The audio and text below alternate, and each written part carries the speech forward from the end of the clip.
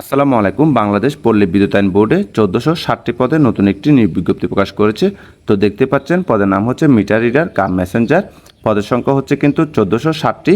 বয়স থাকতে হবে 18 থেকে 25 বছর, অর্থাৎ যাদের বয়স 21 জুলাই 2026 তারিখে 18 থেকে 25 বছরের মধ্যে শুধুমাত্র তারাই কিন্তু আবেদন করতে পারবেন।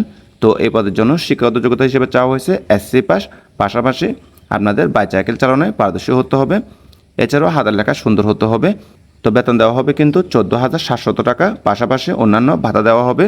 তো বলা হচ্ছে যারা গত সার্কুলার অর্থাৎ 15/5/2025 তারিখে সার্কুলারে আবেদন করেছেন তাদের কিন্তু নতুন করে আবেদন করার প্রয়োজন নেই, তাদের আবেদনটি বহাল আছে। তো আপনাদেরকে কিন্তু লিখিত পরীক্ষা অর্থাৎ এমসিকিউ পরীক্ষা নেওয়া হবে। তো আপনাদেরকে কিন্তু এই পদের জন্য অনলাইনে আবেদন করা লাগবে। অনলাইনে আবেদনের জন্য যে ওয়েবসাইটে প্রবেশ করবেন সেটা হচ্ছে BREBHR.teletalk.com.bd।